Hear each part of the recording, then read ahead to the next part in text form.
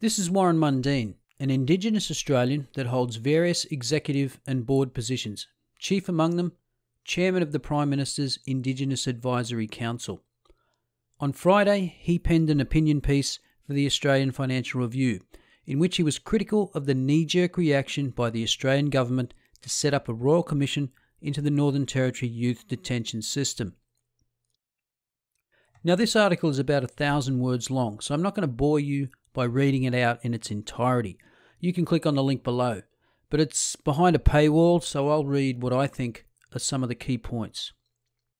Quote, "Allegations of mistreatment at Dondale Detention Centre have surfaced and been investigated before. What made Four Corners horrific was the videos. Children set upon by guards, a boy stripped and left naked in his cell, a guard grabbing a boy's throat, a youth in a restraint chair wearing a spit hood, children overcome by tear gas, teens harming themselves and their surrounds.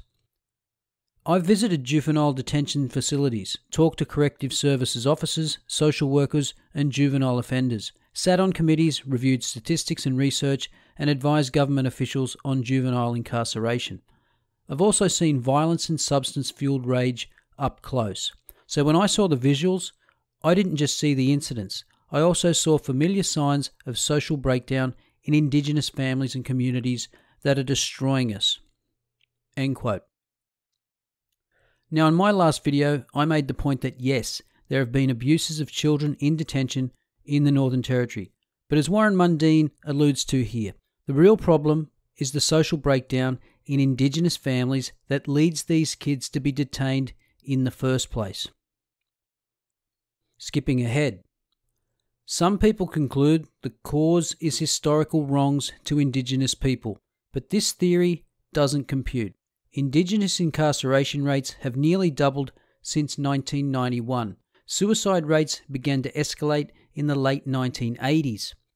Both increased after civil rights were won, after the 1967 referendum, after land rights legislation, after Mabo, and during a time when treatment of Indigenous Australians improved. I don't see intergenerational trauma grounded in history. I see Indigenous people in crisis today. Indigenous elders predicted it, coining the expression, sit-down money, to describe the mass transition of Indigenous people from work to welfare in the 1970s, removal of responsibilities and accountability, chronic dependence on government without needing to meaningfully contribute in return. It's the root of social breakdown. Many Indigenous Australians have lost all purpose and meaning. It manifests in ballooning incarceration. How many children at the Dondale Centre attend school regularly? How many of their parents work in real jobs? If governments want fewer Dondale correction centres, then take a tougher stand on school attendance, welfare to work, and enabling real economies in Indigenous communities where enterprise can grow. And implement mandatory diversionary programs for juvenile offenders, requiring them to go into jobs and education instead of detention. Indigenous incarceration is high because Indigenous people are committing crimes, mostly against Indigenous victims. The Prime Minister's immediate call for a Royal Commission satisfies the outrage of elites and may provide answers on specific incidents. But I've never seen a Royal Commission deliver long-standing benefits or solve underlying problems for Indigenous people. Anyone who's stood face-to-face with real violence, who's lived in communities where dysfunction festers, who's seen how terrifying someone wasted on substances can be, knows that social breakdown will continue after the Royal Commission, unless we, Australians and Indigenous people, address its root causes head-on. Well said. Now, a lot of what I didn't read out were the various shocking statistics about Indigenous incarceration in the Northern Territory. So first, let's look at the Indigenous population in Australia.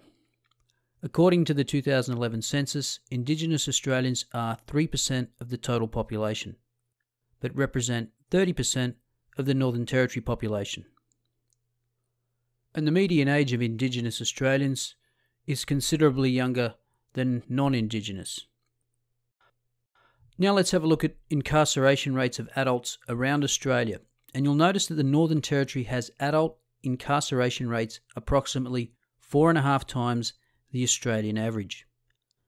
And the percentage of those adults incarcerated in the Northern Territory of Indigenous origin in 2014-15 was 85%. Turning to the Northern Territory Youth Detention population, and over the past 20 years, detainee rates have roughly tripled. The percentage of those detainees in 2014-15 of Indigenous background was 94%.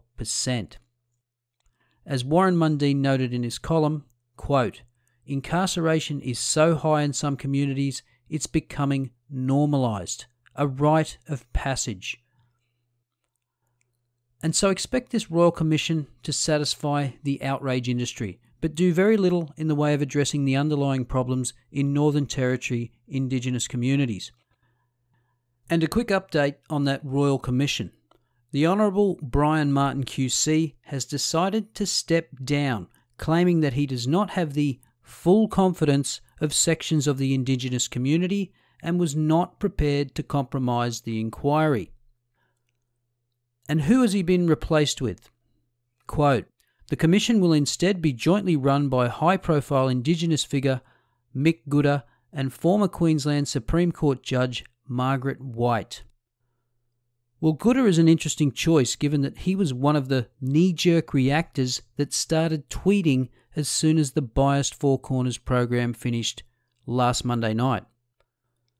I'm sure, though, we can count on Mick to be objective.